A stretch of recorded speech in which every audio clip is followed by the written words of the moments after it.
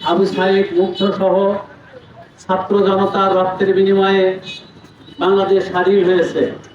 এই স্বাধীন বাংলাদেশটাকে আমরা একটা মানবিক বাংলাদেশে পরিণত করতে চাই। এদেশের মানুষের সকল বৈষম্য দূর করে সুখী, সমৃদ্ধশালী, ভীতিহীন, নিরাপত্তাপূর্ণ একটি সমৃদ্ধ বাংলাদেশ গড়তে চাই। এই বাংলাদেশ গড়ার পথের অন্তরায় ছিল ফ্যাসিবাদী আওয়ামী সরকার। দীর্ঘ 15টি বছর তারা ফ্যাসিবাদের মাধ্যমে এই বাংলাদেশকে শোষণ করেছে। এই বাংলাদেশের মানুষের ভাগ্য নিয়ে তারা ছিনিমিনি খেলেছে। বাংলাদেশের সম্পদ বিদেশে পাচার করে বাংলাদেশকে অর্থনৈতিকভাবে দেউলিয়া করে দিয়েছে। সেই ফ্যাসিবাদের বিরুদ্ধে সারা বাংলাদেশের মানুষ ঐক্যবদ্ধ হয়ে ছাত্র জনতার রক্তের বিনিময়ে আমরা স্বাধীন বাংলাদেশ পেয়েছিলাম। আমরা এই বাংলাদেশে দেশকে একটি মানবিক বাংলাদেশ হিসেবে গড়ে তোলার জন্য যখন প্রচেষ্টা চালিয়ে যাচ্ছি, এদেশের মানুষ যখন এই বাংলাদেশকে গড়ে তোলার জন্য চেষ্টা চালাচ্ছে, সেই সময় ফ্যাসিবাদীরা আবার মাথা চালাতে উঠেছে। তারা আবার তাদের পরিচয়, তারা আবার যারা জানান দিচ্ছে এই বাংলাদেশকে তারা আবার অস্থিতিশীল করে তুলতে চায়।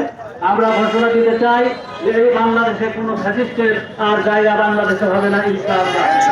আওয়ামী লীগ একটি সন্ত্রাসী সংগঠন, আওয়ামী লীগ একটি জঙ্গি সংগঠন, আওয়ামী লীগ এদেশের স্বাধীনতা বিরোধী একটি সংগঠন। তাদের সেই সংগঠনের জায়গা এই বাংলাদেশে কখনো হবে না, ইনশাআল্লাহ।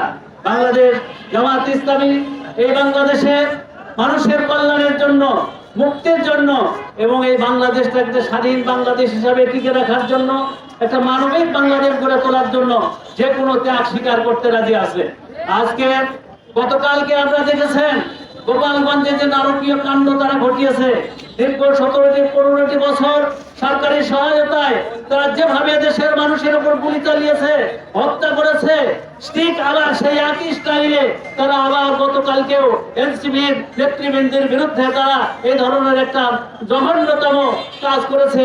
আমরা সেই কাজের দিন না জানাই, ধিক্কার জানাই এবং এই গোপালগঞ্জের ছাত্রলীগ, আওয়ামী লীগ তারা যে কাজগুলো করেছে আমরা তার প্রতিবাদ জানাচ্ছি এবং তারা আবার এই ধরনের কোনো দুঃসাহস করলে জামাত ইসলামী সারা বাংলাদেশের মানুষদেরকে নিয়ে তাদের কবর রচনা করবে এই বাংলাদেশে, ইনশাআল্লাহ।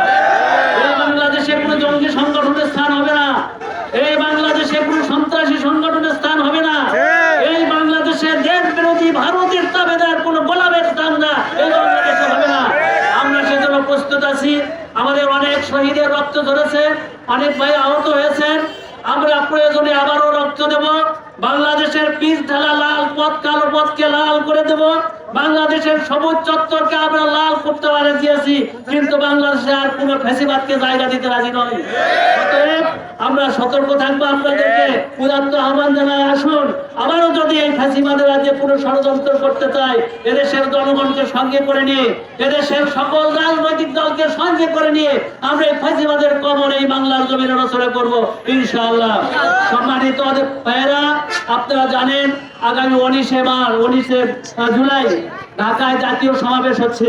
এই সমাবেশ সম্পর্কে সারা বাংলাদেশের কোনো মানুষ অজানা নেই।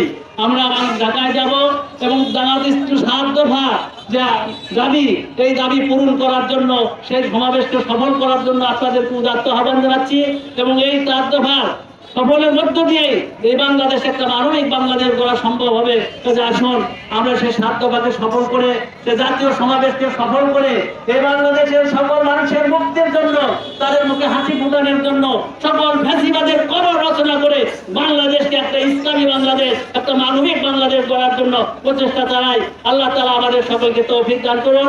আপনাদের সকলকে আন্তরিক মোবারকবাদ জানিয়ে, ধন্যবাদ জানিয়ে আমার কথা এখানে শেষ করছি। আল্লাহ হাফেজ। আসসালামু আলাইকুম ওয়া রাহমাতুল্লাহি ওয়া বারাকাতুহু।